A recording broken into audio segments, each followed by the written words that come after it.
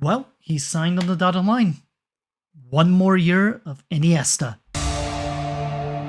One last ride. However, he is 38 going on 39 and his stats are going to be falling. So we have started to get him to think about his future by allowing him to start some coaching courses.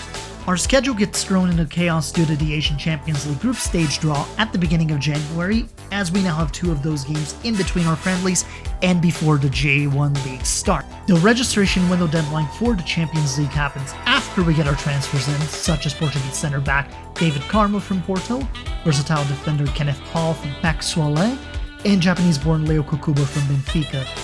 So we are still going with the 4-3-3 from last year, but we will be counting on a combination of both experience and youth up front, with Ryuta Osako as our false 9, Keito Nakamura on the left wing, and Jiro Nakamura on the right wing, who's back from his loan spell, as we're hoping he lives up to the hype as we start our year with the Asian Champions League.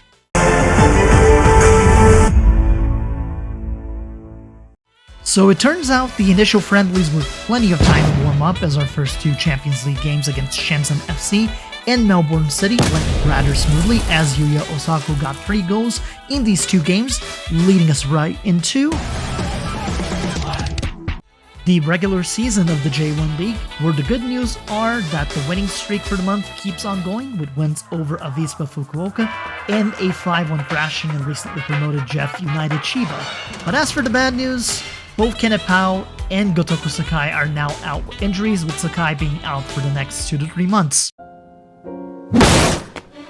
But we play on as we go ahead and beat up on Port FC 5-0 in the AFC Champions League with another brace from Yuya Osako, and we do end the month of March strong with wins over Jubilee Iwata, Shenzhen FC, and then a 2-0 win against Hanshin Derby rivals Gamba Osaka. The brief international window before April's games is one in which we do some more business, bringing in Grasshopper Zurich's Ayumu Seko, midfielder Michael Cruzance at a bargain 1.6 mil from Venezia, more on him later, and some other deadline deals such as Maya Yoshida, Yutsuki Oda, and we sell Stefan Lugosa to Port FC. Yuya Osako continues his excellent form in April as we win tough games against Melbourne City and Kashima Antlers before the offense goes full scorched earth against Nagoya Grampus and Kashiwa Reiso in a pair of 4-0 wins. Port FC does give us our toughest game yet in the Champions League, with a 3-3 draw that sees us top the group and advance, getting matched up against Shanghai Port in the second round.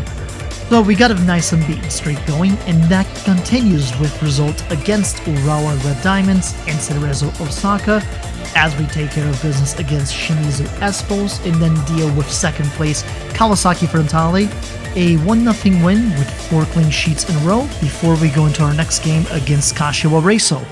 And of course, this is the game in which our streak gets snapped, 21 games in total with wins, because a referee decides to be the star of the show and use VAR to justify a less than believable shove, if you will. You know, there's only one way to handle this. Where is that referee? He was trying to f*** on me. Okay, that's only 1 loss. It's not the end of the world, and while the next few games do see teams like Yokohama FC, Vegalta Sendai, Yokohama F Marinos, and Hokkaido Consadole Sapporo hanging tough, we do manage to come out victorious against them, and we then, for good measure, end up putting a beating on Cerezo Osaka in another one of the Hanshin Derby games to put ourselves 14 points ahead of second place. It's a good place to be on the international break during June, where we get our draw for the quarterfinals of the Levain Cup.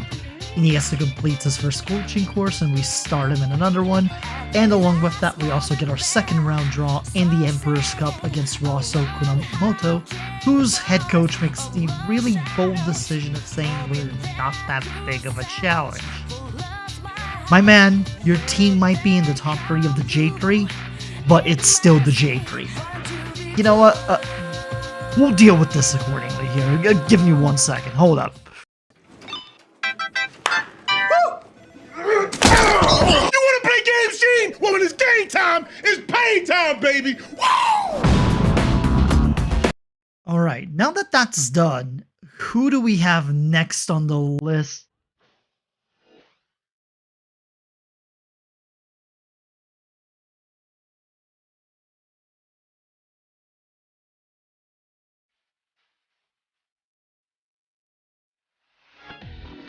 July schedule comes first.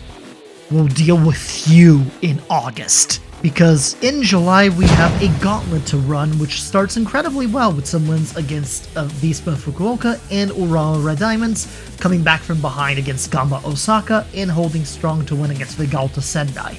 The really pleasant news out of all of this is that Andres Iniesta now does have Japanese citizenship, which helps us immensely with the registration rules. I mean, this is going to be great. He's going to be with us all the way as we try to conquer all of the Asian Champions League. Existence is pain. Okay, now what? Bonjour, je suis un joueur très important. Laissez-moi jouer à plus de jeux. Okay, so I don't know French, but there's similarities to Portuguese. I think he wants more starting time. Which, you know what? Fair enough. We do need a midfielder that can help us to victory. We just lost our second game of the season and it was a 6.4. I mean, this is a good look, man. Look, I get it. People have bad games. I'm sure if he works hard, he'll bounce back just fine. Hello? So he skipped practice? And he's causing problems on purpose? Alright then.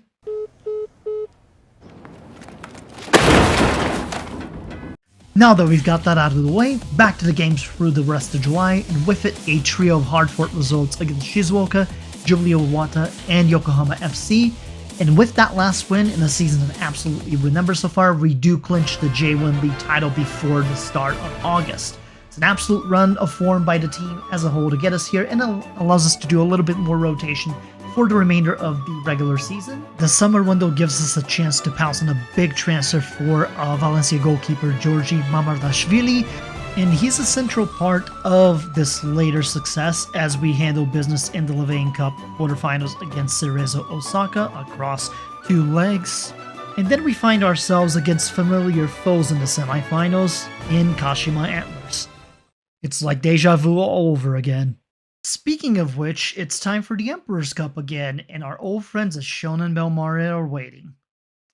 Boy, do we have something for them.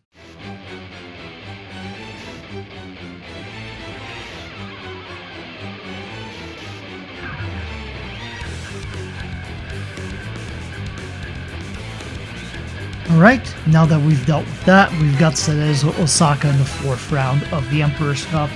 And in the meantime, the whole situation with Kuzans has further escalated between him skipping out of multiple practices and being a general nuisance to where my own team captains wanted to call a meeting with me to state what I've also been stating. He has to go, blood. He has to go, blood. Not long after, we ship him off to Spain just as quickly as we got him.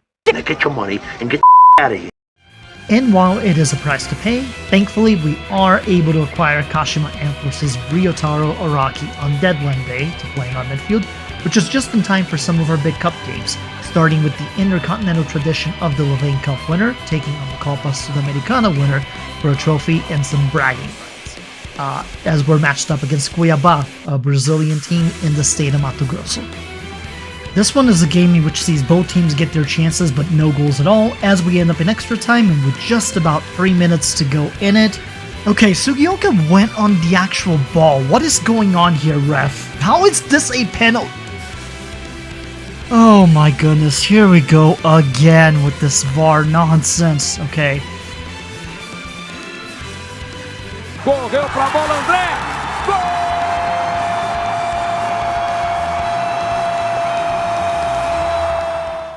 No era penal. No era penal. Someone no era penal.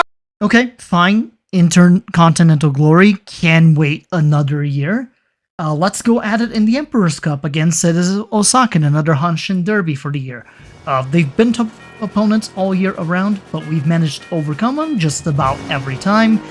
But we don't have the best of starts there to begin with, as we do concede 2 goals within 9 to 10 minutes of the first half there.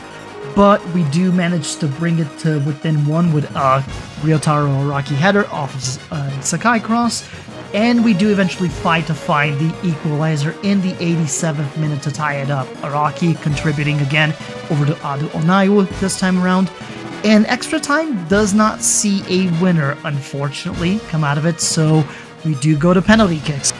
Our first time in penalty kicks over the past 2 years of competitions, and for the most part, it goes pretty well. Both teams are scoring on each other. We go all the way until 4 of them have been taken, when suddenly and unfortunately, Yutaro Oda misses his Kim Jong-un guessing right on it, and then Rade Dugovic gets his penalty past our goalie, and with it, we do see our hopes and dreams of raising the Emperor's Cup once again be derailed in the early rounds of the tournament.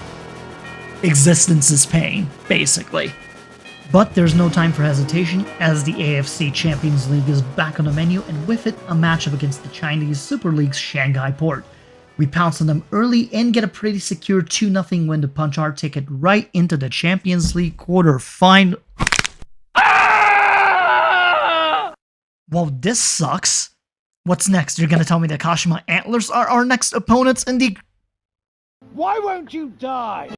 You know what? I'll use this as motivation, because we do have them back-to-back in the Levain Cup semifinals. While the home leg is winning, which ends up being a draw, we do pounce on them early in the second leg in order to win and advance to our second straight Levain Cup final, in which the board is apparently happy enough to give me a contract extension. So that's nice.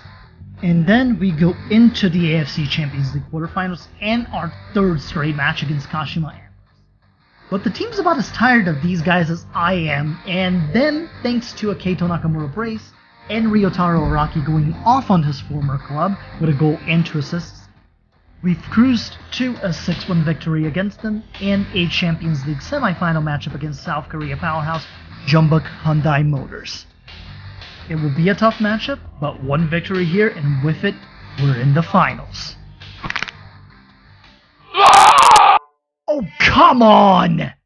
And this too? Okay, this may have gotten a little bit harder without our star striker and one of our key defenders, but I am confident that we can adapt and that we can overcome and go to the finals. We get our absolute collective kicked in via various set pieces throughout the course of the game, which Jeonbuk makes the most out of those while we cannot defend them for the life of them. And even though we do eventually bring it within 1 with an Araki penalty kick, that still isn't enough, as Jeonbuk does end up adding in a third off of another set piece to end this one and seal the deal for them, thus ending our Champions League run. But while our Champions League does end on a bittersweet note, we do end up taking the last game of the year against Yokohama F. Marinos in the Levain Cup and winning it via Ryotaro Araki penalty kick, thus winning our second straight Levain Cup. So we do the double again, which is pretty awesome all around, and overall it's been a successful year. Yu Osako got the top scorer in the Champions League, we got ourselves a double, some of our players got awards, but it's just a bittersweet note to end the Champions League like that, and I do want to run it back next year, especially since we've qualified. But to do that, we've got to wait until next year. I'll see you then.